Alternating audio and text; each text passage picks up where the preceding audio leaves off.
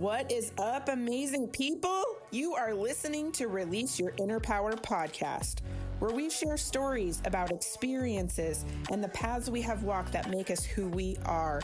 There is encouragement, tools, and tips from special guests to help take those steps to release that inner power. I'm your host, Shauna B. Here we go. Hey, welcome back. This is Release Your Inner Power podcast, and I am Shauna B, and I'm excited about the guest that I am chatting with today. Her name is Kristina Driscoll. She has an amazing story of what she has been through and how she's turned things around, and how one of her main messages is that it's never too late. It's never too late to start something, and that you totally can.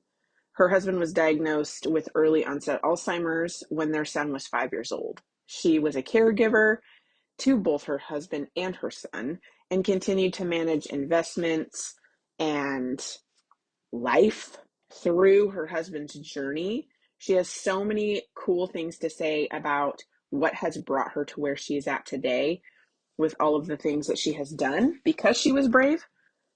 Ironically, Kristina has a podcast called She's Brave Podcast on Apple and Spotify, and she helps women find their path to becoming brave, resilient, and authentic. And I can't wait to share this conversation with you guys. So here is Kristina Driscoll. Welcome back to Release Your Inner Power podcast. I have a wonderful guest. I can't wait to share her with you. Kristina, welcome Kristina to the show. Hi, Shauna, and we are both in Seattle. We're both talking about how windy it is today. So much. It's so fun to be chatting with somebody who lives locally.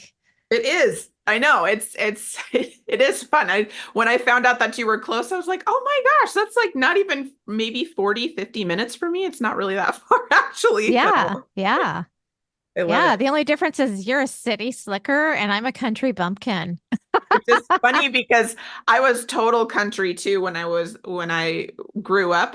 Lived in Snohomish, which is total country, and then I Love lived in Snohomish. the city just for my job, and I find myself wanting to go back to the country regularly. Yeah, it was the opposite. I grew up in Vancouver, British Columbia, and I've dual citizenship, came to the States when I was 18 and have lived here ever since. And always lived in big cities, but now in the last few years live in a small town and absolutely love it. Love it, love it. It's the best. So tell us, the listeners and all the things, a little bit about Kristina and your life and some of your journey. Yeah. So I'm the host of a podcast called She's Brave with Kristina Driscoll. I launched on my late husband's birthday, January 2nd, 2023. And now we're in February 2024. And I skyrocketed to the top 2.5% globally on listen notes within under 6 months. And now I'm in the top 2% globally in a year. And I'm 55 years old. And talk about a story of, starting over, reinventing yourself later in life. I am like the poster child for that. So just in brief, I grew up in Vancouver, BC, as I mentioned, and came down to the States to go to school, to college, and ended up staying. I worked in finance for about 10 years, and I was hiking a huge mountain nearby our house, Mount Rainier. I was part of a hiking club called the Mountaineers, who are still in existence. And I got out of my car to meet up with the hiking group on Mount Rainier, and my eyes locked with the hike leader. His name was Bill Driscoll. And 6 months later, we were married. It was really unconventional, Shauna. I love it. Because it's unconventional because I was, I believe, 31 and he was 24 years older than me. And he had never married, never had kids. And somehow, I felt this pull like the second I met him. And I had done a lot of spiritual work on myself in my 20s, just really took a deep dive into I'd gotten married right out of college and then promptly divorced. And I was like, why did this happen? Like, why did I pick this person? I don't want to make the same mistake. So I did counseling and then I just really got into self-development. And so really worked on myself throughout my 20s. And I think I was really changed by my early 30s. And so when I met Bill, my now late husband, it was just this magnetic pull. And I think that our energies aligned. And had I not done all that spiritual work, maybe that wouldn't have happened. But I was confident enough to be like, something's going on here. So it's single file only when you're hiking on Mount Rainier. But I managed to elbow my way to the very front, right behind him, because I wanted to get to know him. And it was just like that. When you meet somebody and you talk for hours Yeah. and then it just goes by in the blink of an eye. It was like that with him. It was like that on the hike. It was like that the first time he asked me out, but I didn't know he was asking me out. He said, "Hey, do you want to get together and talk about finance?" Because we both were in the financial world. Oh, that's crazy. I know, but 4 hours went by in the blink of an eye. He came, picked me up, and dropped me off. And it was just like that with him. And, life was great. Other than we wanted a family, it didn't happen. It didn't happen for 4 years. So we had a lot of infertility. Our son was born. Life was beautiful again. We moved to a small town in Oregon. And then when my son was 5, my husband was diagnosed with early onset Alzheimer's. It was terrifying. So we decided to move to Bellingham, which is just a little town right near the Canadian border. And thank goodness, my whole extended family is right across the border, right across the Canadian border. It didn't used to be. I grew up in the city, but we moved up there, and my husband knew really well that as he declined, that he wanted to be close to his family, which was in Redmond, just outside of Seattle, for those who don't know. And so we moved again. So the first time we moved for me, so I could be closer to my family and get support. And then as he declined more, he said he wanted to be with his people because he was losing his words. And I knew what that meant. So we moved to the Seattle area. And, basically, Shauna, it took 4 years to have my son. I wanted to be a stay-at-home mom. I've interviewed all women from all different walks of life, and some of us are stay-at-home moms, some of us are in the corporate world. I've been both, at different times in my life. And I think we all have to listen to that inner voice of what we should be doing. And I felt really strongly, the plan was to be a stay-at-home mom and then go back to work. But then when my husband was diagnosed with early onset Alzheimer's, I was just, I was a mom and a caregiver. And so in the eyes of society, I was a nobody, right? I mean, but I was in a line enough with myself to know that I was in exactly the right place and that this was my spiritual journey and that I needed to embrace it. Now, I'm making it sound really easy. It was actually really, really hard, but I did come around. I did learn a lot. I continued to spiritually grow and really had to learn how to live more in the now and made it through that. And long story short, my husband passed away. My son graduated from high school. I remarried. And right after I remarried, my husband and I went on our honeymoon. We went to Peru. We both got a really bad case of COVID, really bad. There's a story as to why it was bad, but I'm not going to go into it here. I'm normally a very healthy person. So we had to fly home, and I was having that deeply unsettled feeling, that we all get occasionally, where we're just like, I feel restless. And a lot of times I think the way we deal with that deeply unsettled feeling is we just get busier, right? Because we just don't want to we don't want to slow down. We don't want to think about hard stuff. But with having COVID and having to rest for a month, I had to slow down. And something in me was saying, Kristina, you're 54, but your chapter is not over yet. You're newly remarried, but there's another work chapter left for you. And I didn't know what that meant. And I was felt really stuck. And my advice is when you get that feeling of being super uncomfortable, it's because you're meant for more. And that means slow down a little. And if you are completely frozen and stuck, do something. Just take some kind of action, anything. In my case was I happened to take a podcast course. And I thought, I don't know if I want to do podcasting, but it sounds really fun. And if I don't do it, I'll meet all kinds of cool people and it'll lead to something else. And so you've got to get yourself out there, whether it be take a course, it could be go to a local chamber of commerce meeting, get yourself out there, start a hobby, like join a group. It's that's how action, taking these little small action steps are how we, truly get aligned with ourselves. Now, I thought, Shauna, that my podcast was going to be all about caregiving because it was a long, hard journey. I felt very alone at times. Actually blame myself for that. I didn't reach out enough to people enough. But I thought I need to help other people who feel lonely as caregivers. But in my podcasting class, I had a whole bunch of exercises and I decided to do them anyway, even though I had my topic picked out and my title and everything.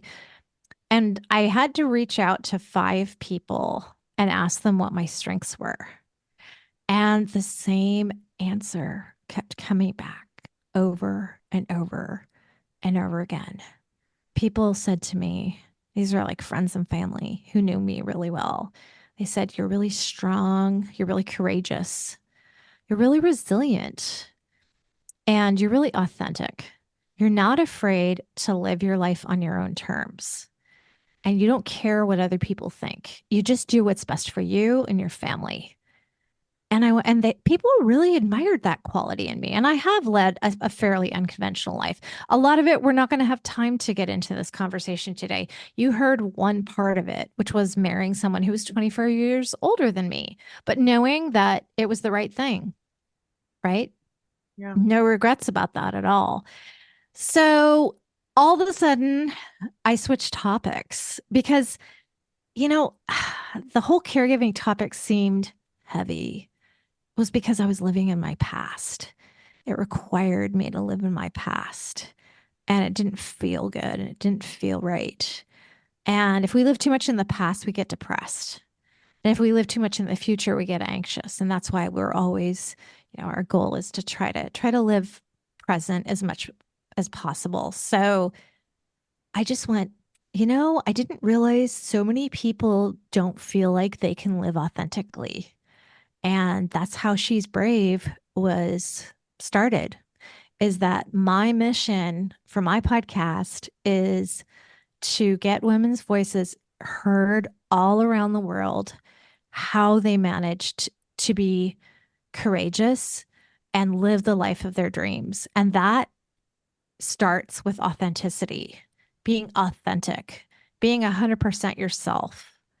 And, and it doesn't necessarily mean announcing it all over the internet. And like when I started my podcast, I started by telling my husband, that's it, and it was just like one little tiny, teeny, tiny brave step at a time.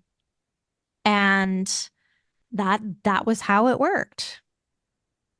I love that.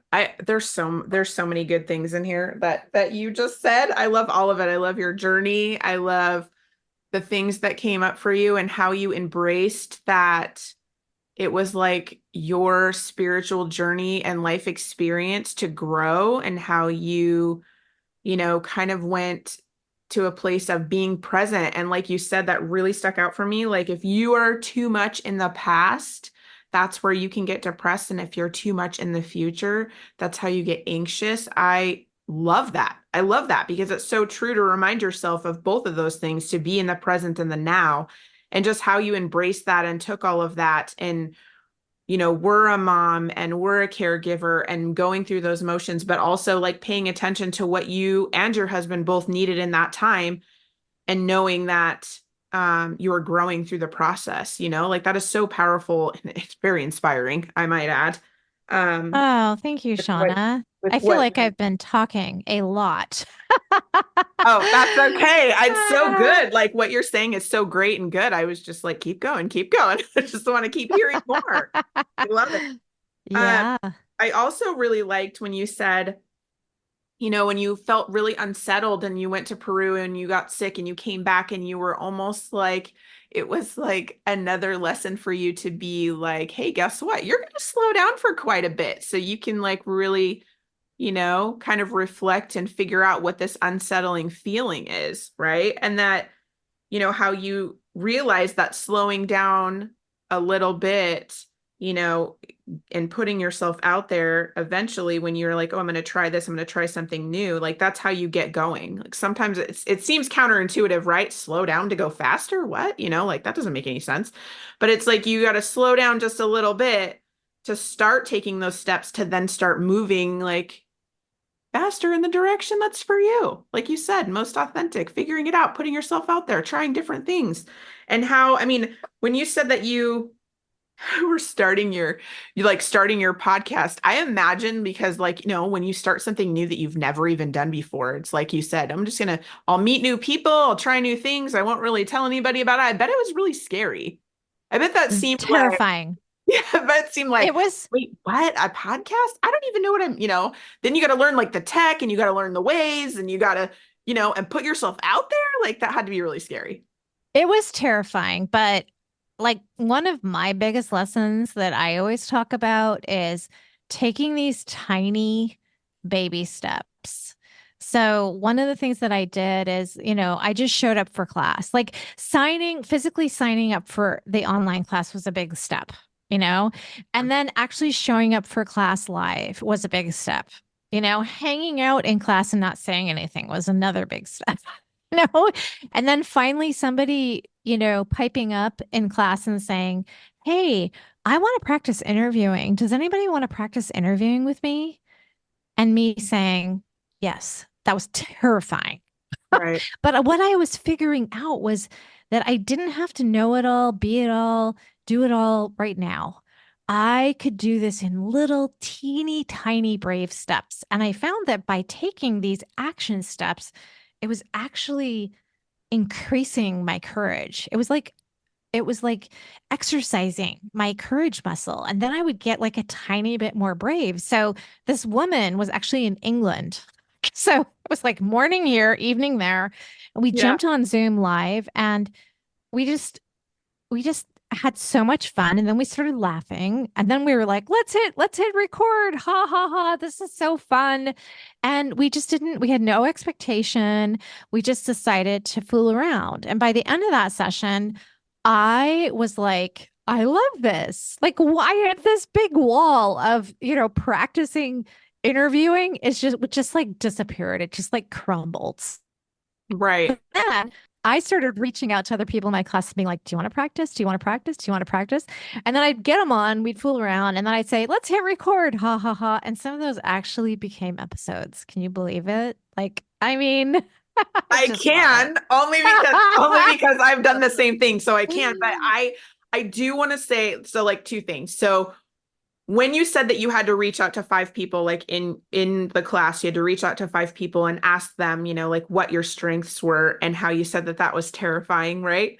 Yes. I feel like through your journey, you are very good at knowing that it's terrifying, knowing that you're scared, knowing that the fear is there, but you're like, Yeah. I'm still going to step out and do this. I'm still going to try and do something different. And when you do that, you had these opportunities or lessons to grow and show you like what else you could possibly do. And like you said, flexing that muscle, if you will, of being more courageous and being more brave, being there to do it again and again and again. And it's different. It's easier to keep stepping out with that. At the same time, the fear doesn't go away. So it's like you do it with it, but then once you start doing it, then it kind of like quiets down, depending on the situation. Like with Yeah. you. Yeah. And I just, there's something really key that I want to mention right now to your listeners out there because this is key.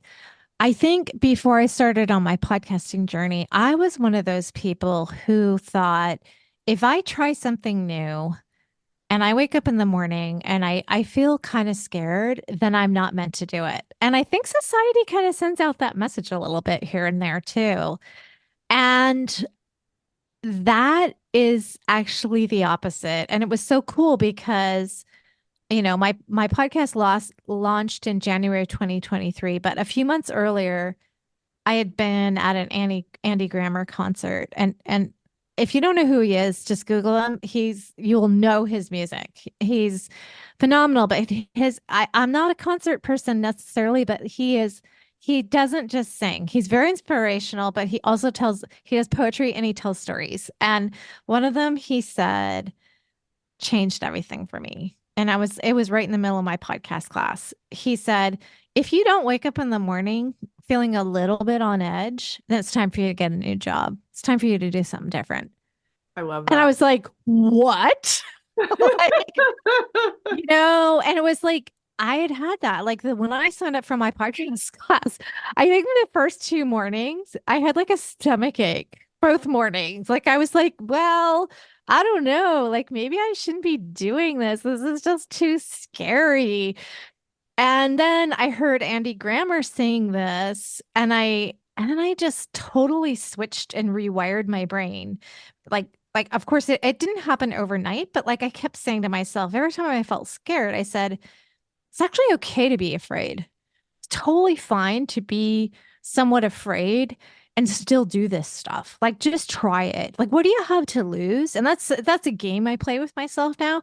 It's a game where I just say, what's the absolute worst thing that could happen right now? Like if so I'm going to do this thing and then I sort of say, okay, what's the worst possible outcome? Well, it's not that bad, really. Right. Like I have an example of it this morning, even. This was a game-changing interview for me this morning. It's a woman, Sarah O'Leary. She started a company called Nextdoor, and it is now, she started it from nothing. It's now worth $1 billion. Awesome.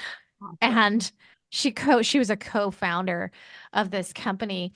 So I jump onto the Zoom call with her, and somehow there was a mix up, and she thought that it was like a coaching call kind of thing. And I'm like, no, like, this is a podcast interview. And she wasn't prepared. And so she's like, well, I think we need to reschedule this. And I just know how things are. Like people like that, they're very, very busy. Like I Mhm. sometimes have to reschedule 4 times with people. Like that grit, the persistence, that was not part of my personality before, but it is when you find your purpose, it is. So I said, okay, well, let me just go over briefly what we're going to be talking about today. And she was just kind of like, okay, you know? Yeah. And I had my most favorite interview I've ever done this morning. And, it was again like just saying, what's the worst thing that can happen? Like, she's not prepared. It ends up being a crappy interview. We reschedule, or maybe we don't. Maybe I don't ever get to interview her. Is that the end of the world? No, let's just freaking go for it. Yeah. And I ended up even saying live, I said, Sarah, she talks about entrepreneurship, and just taking that leap of faith of leaving a job and starting a company. And her views of entrepreneurship are they're unlike anything I've ever heard before. And so it just, I just have learned that like what's the worst thing that can happen? Like Mhm. people say no, or people reschedule, or like, does it really matter? And that first rejection, ouch. Yes. Oh, it kills you. You reach out to somebody who you love and adore, like a famous author, and they never get back to you.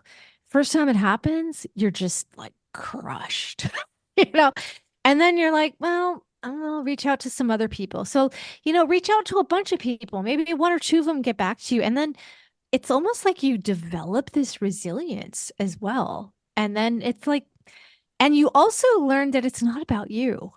Everybody's got stuff going on in their life. Just because they say no now, that was another thing. I interviewed this woman, Sarah. oh no, I'm forgetting her last. Sarah Hammond. She was at one time the number one recruiter in New York City. And she told me something super powerful when I interviewed her. She said, no doesn't mean no forever. She says, think about it. How many times have you said no to somebody because you're overwhelmed because you've got like XYZ going in your life? And then that person reaches out to you 6 months later and you're in a totally different place and you say yes. And I Yeah. went, oh my gosh, this is freaking genius. Yeah. That's awesome. That is genius. That is genius. That's awesome. And what a new perspective to think of it as, right? Instead of like, oh, it's a no and you're done. Like that doesn't necessarily mean it's like the timing. Could be just the timing. Yeah, yeah. I mean, it's a tricky game. Like, oh, I recently interviewed Allie Webb, and she wrote a book recently, and she built up dry bars, so they're like blowout bars, around LA and all over the country, and then sold that for 100 million. And I she re- I yeah, it was really hard to get that interview. Yeah. Just to put it mildly, but eventually I did. And yet there's times sometimes I think, and Sarah talked about this morning with me, um you have to sometimes know when to quit too. Yeah. So there are times where like you give it a really good go and then you say, this thing's not working. So like, let's go over here. Let's like let's change this. So it's just always that balance, right? Of kind of putting yourself out there and then also knowing when to release things. Yeah. Yeah. That's a really good message too, because sometimes you can get caught up in the doing and then just try again, just try again, just try again, and not realize, like, oh, one, maybe this way isn't for me, but two, like, okay, it's okay to let go and not do this thing. It's like letting go of the expectation. Yeah.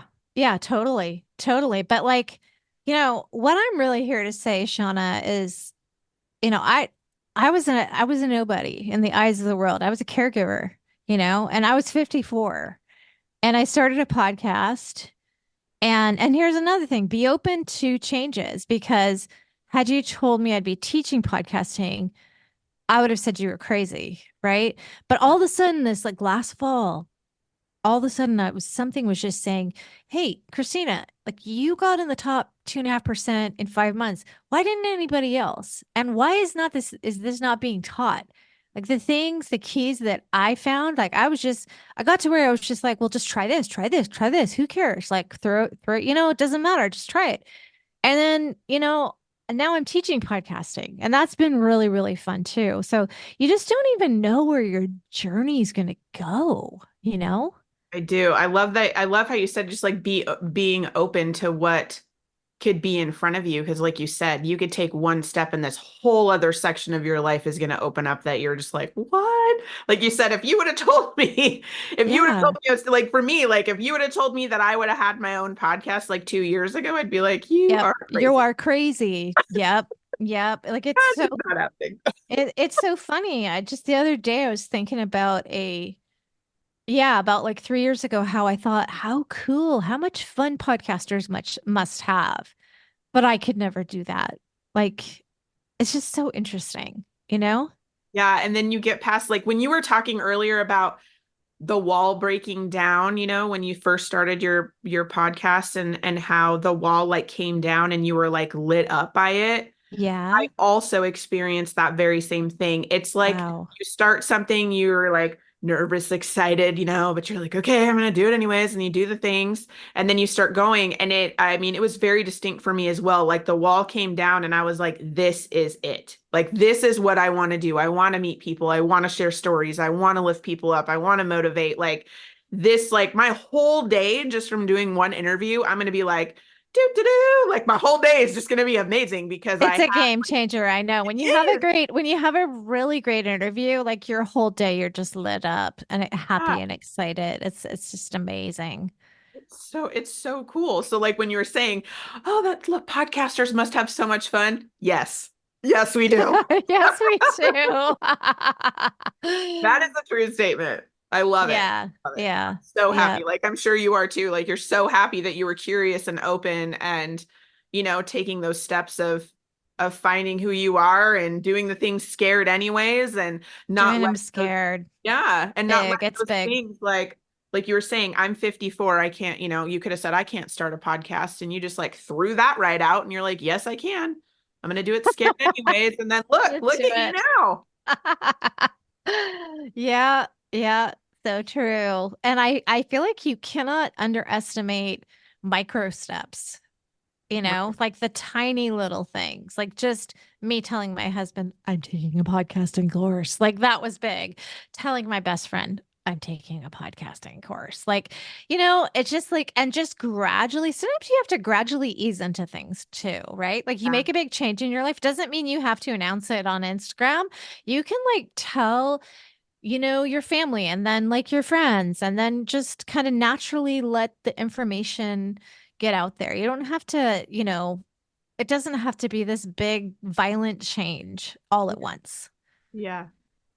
I feel like easing into it like that, like taking the micro baby steps, like you're saying, is so much easier. It's so much easier. It feels so much better with all Oh, of, yeah. what you're doing. Yep. It just feels so much Yep. better. I love that. I think that's Yeah. so key and so It important. is. It is. It is. And like what I said, like even the grit and the rejection, like it's again, it's almost like a muscle that builds up into you where you just are like, oh, it's okay. Yeah. Like if I'm gonna get rejected a lot, and that is totally okay. And it's not, most likely it has nothing to do with me. Yep. Yep. Yeah. It's good to remind yourself of that too. Remember, remember Yeah. other people have stuff going on, and it's not, Yeah. don't take it Yeah. personal. Be Yeah. lighthearted about it, open and curious. Yeah. Yeah. I love that. 100%. Tell me more about, you said that you run a podcasting, like you teach podcasting. Tell me more about that. Yeah. So I got this feeling last fall that I needed to teach podcasting. And I really believed that I had like a formula basically of how I did it. And if people would follow the same formula, that they could do it as well. So, again, I really did it in a baby step kind of way. So the first thing I did is I just put up a little ad in one Facebook podcasting group. Like it was a podcasting group that has, I don't know, 500 people in it or something. People who are podcasters, people helping each other out with podcasting. And I just said, would anybody be interested in taking a course on how to get in the top 2.5% in 6 months? And I had 70 people sign up. Awesome. And I'm like, and I didn't have one piece of curriculum written. I So love that. I love that. I mean, I knew what my keys are. There's really three of them that I talk about in my class, and I talk about a million things in my class, but there's like three action items that I feel were what made the difference. And so I just started, and I literally wrote my curriculum 1 week at a time. Like week one, I was like, what am I going to talk about? Okay, I'm going to do this. And I just wrote it out. And then week two, I did the same thing. And then week three, da da da. And then basically, I decided to experiment a little bit more and offer another class. And so I'm now teaching in the middle of, I think I'm on tomorrow. It's every Thursday morning for 2 hours. So I'm on my fourth week. And like we talked about, you meet the coolest people. And I met a social media influencer with over 350,000 followers, so like within the last 2 years, and interviewed her. And she reached out to me and was like, hey, can I join your podcasting class and talk about social media? And I'm like, sure. Yeah. So it's kind of morphing and changing, and yeah, it's just amazing how one thing leads to the next, to the next, to the Yes. next. Yes, I love that because it's so true. And you're open and curious about it, and something happens, you're like, what? And it's funny because like I feel like we say out of the blue, but it's not, you know what I mean? Like it seems like things come out of the blue, but because of the steps that you've taken prior to, which leads to the next, it's not really out of the blue. It just seems like it's like, yeah, Yes. so Yeah. awesome. Yeah. Yeah. Amazing. Yeah. And I think, like, I know before I did podcasting, I would listen to all these successful people and I would think, oh, well, that's them. Like, I will never be like that. Yeah. But I think I kind of accidentally found that by me taking these micro steps and accepting that it was okay to feel afraid all throughout the journey for the rest of my life, to feel like kind of afraid sometimes, that was like a game changer. So yeah, like in the fall, I had reached out to this social media influencer and I was like, I love your stuff. Like, would you want to come on my podcast as a guest? And then, she was just one of those people that we just instantly clicked and then we became friends. And then here we are today. So like, had I not, so it's not just out of the blue, right? Like Yeah. in the background, it's just this constant. I've had other podcasters tell me, you're a major connector. Like you connect, connect, connect. Like it's just all about reaching out, connecting with people. And so it's not like it comes out of the blue, for sure. Yeah, I know. I just love it. I love it when you do it anyway, when you're nervous, excited, you take those baby steps and like how much opportunity and things come your way is just so amazing. It's just like give yourself that gift, give yourself permission, right? To do that for Uh, yourself. And so it can open up so many things that are literally right there waiting for you. You just have to be open and curious to take that next step, even if you're, nervous, scared, excited about it. and I think that, those of your listeners out there who are perfectionists, that is actually the hardest type of personality key, that personality that it has the hardest time succeeding as an entrepreneur, because they want everything to be perfect. And so they keep saying, well, I'll launch my podcast when. Like I have a student right now. I can tell he's got some perfectionist tendencies. Like, and I'm very action oriented. Like that's part of my gig in my class, is that by taking action, that's how you gain the courage to take the next step. Mhm. So I'm like, we jump on live. Last week we were recording trailers live. And then we had to post them in my private Facebook group, which is free. I do have Facebook group, which is free. It's facebook.com/groups/podcast mastery journey. Anybody can be in it. We're all here together helping each other in this podcasting realm, helping each other with podcasting. If you want to take it a step further, then you sign up for my paid class. But in my paid class, everybody had to record either a trailer or a reel right on the spot last week. And then they have to post it in the private Facebook group. And, I can see, like, I have this one student, Nick. I shouldn't have said names, but shoot. Doesn't matter. Anyway, got some perfectionistic tendencies. And I'm like, Nick, people are going to love you more if you're imperfect. So we Yeah. got to work on that, you know? Yeah, it is a thing. That's one of the biggest things that can hold you back for sure. I have I think that it's like like with, the biggest. yeah, like being in groups and being in a class and like seeing and talking with other people. It is definitely a hurdle that can keep you stuck in where you are instead of like moving forward and just do it messy. Yep. It's a process, but it's okay to do it messy because you're a real person. We're all real people here. Like Yeah. you showing Yeah. And it's really okay to are. be a perfectionist. Like you can overcome it too. Like he's definitely overcoming it. Like he put it in it's like a smaller chat group. He put his trailer. And I think he was kind of saying, well, I can't figure out how to put it in the main group. And, that's fine. Like baby steps again, like do it at your pace and I just keep reminding someone who has the perfectionistic, tendencies. I just keep saying to them, you know, it's people are actually going to like you better, with not being perfect. So it's even better that you said, it's even better, you're more relatable. And then he was like, oh, yeah, you're right. Right. And then taking those little steps And making them take those steps. Gosh, some of them just about die, One woman, she was like, I'm in my office. She's like, I think I'll go in the bathroom and try to record a trailer. Someone's in the bathroom. So then she runs outside and records it and dashes it back to her desk and like shares that whole story, like how there were a bunch of hurdles. She recorded her trailer, but she did it. And she said, I can't believe how empowered I feel. Yeah.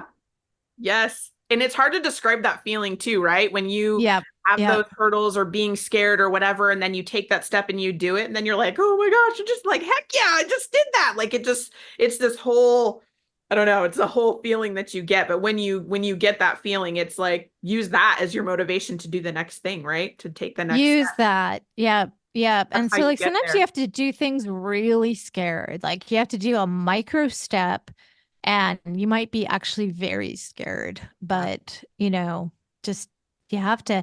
And then, as I said, one of my favorite tricks is it's the worst thing that can happen. It's really not that bad. Yeah. Yes. So true. Question it. Question that fear, like you said. So good. So good. Well, I love all of our stuff that we talked about. I love all of the empowering and motivating things that you chatted about and sharing your journey. So thank you so much for being here. I always like to ask my guests that are on the show about their superpower. I believe that everybody has their own unique journey and path and things that they've experienced in their life that help them have their own, superpower that they share with the world. I would love to hear what your superpower is. Okay, well, I'm going to be super unconventional and I'm going to break out of the box because I'm going to say it started out as authenticity, right? Like, and I talked about that today in our talk. So that was my superpower, and it still is. Like, I make decisions based on what's best for me. I don't worry about what the Joneses next door think. I don't. And I think too many of us, especially in the age of all of our phones and stuff, we get spoon-fed what we're supposed to want. We're supposed to want the Lamborghini, the big house, the this, the that. And maybe that's not what we want, and to really question yourself, like, am I living my most authentic life, or am I living what according to other people think? So I think my superpower used to be authenticity. It still is, but I'm going to add another thing to that. In the podcasting journey, I developed grit. And, there's a podcast from a TED Talk by a psychologist who she said she studied people who are successful. And she said the number one predictor is grit. And I wouldn't say I started out gritty, but I am frickin' gritty now. I'm gritty. That is my superpower. I love it. And I love how you said, I'm frickin' gritty. I just love that. I love it.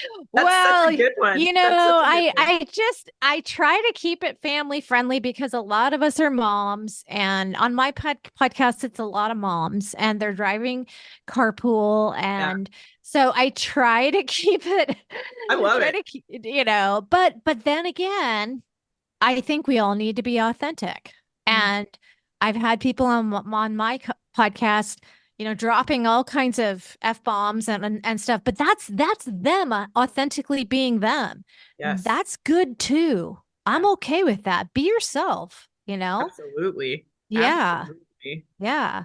Well, thank you so much for all of your wonderful words and your stories and being here today. I loved having you on and chatting more with you. Thank you so much for being here today. Oh, thank you, Shauna. Thank you for having me on your podcast. I'm super excited for you. I love what you're doing. You're such an inspiration as well.